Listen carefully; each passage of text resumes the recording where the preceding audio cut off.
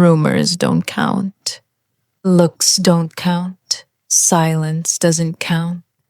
What counts is when a truth enters a room and refuses to leave. It happened at the bar, not loudly, not all at once. Someone mentioned his name, casually, as if it hadn't already been carrying weight. And for the first time since he came back, no one changed the subject. Someone finished a sentence that should have been left alone. Not maliciously, just tired of holding it. And suddenly, the version people had lived with for years didn't fit anymore. Inside, her name was spoken, not announced, not accused, spoken. No one repeated it right away.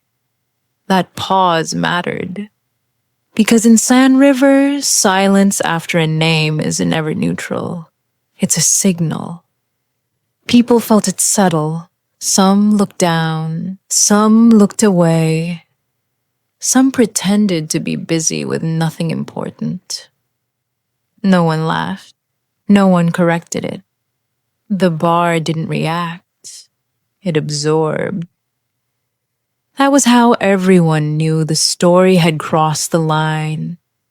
Once absorbed, it couldn't be returned. A glass tipped and spilled. Someone laughed too loudly, then stopped. Outside, a truck passed. Music drifted from somewhere down the street. Inside, the room recalibrated. No one rushed to leave. That mattered. In Sand River, people leave quickly when they don't want to be associated with something. They linger when they're deciding how close they are to it. Chairs scraped softly against the floor. Someone ordered another drink they didn't intend to finish. The bartender wiped the counter slower than usual, listening without looking like he was listening. A woman near the window whispered a version of the story that sounded safer than the one forming in her head. No one corrected her.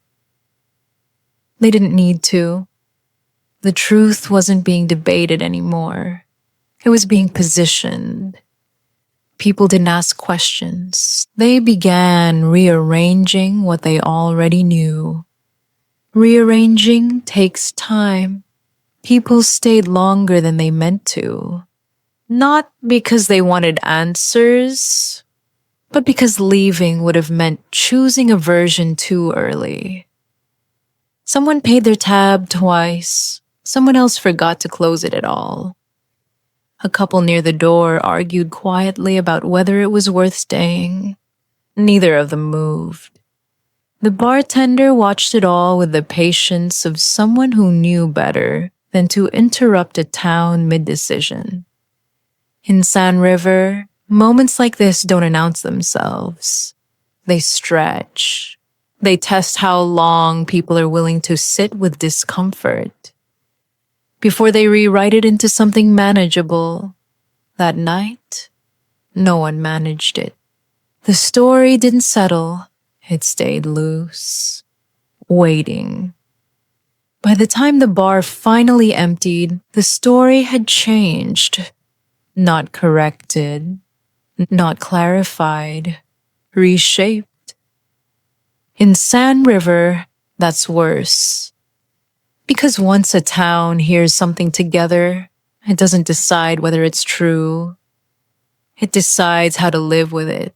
And once that happens, the place itself remembers.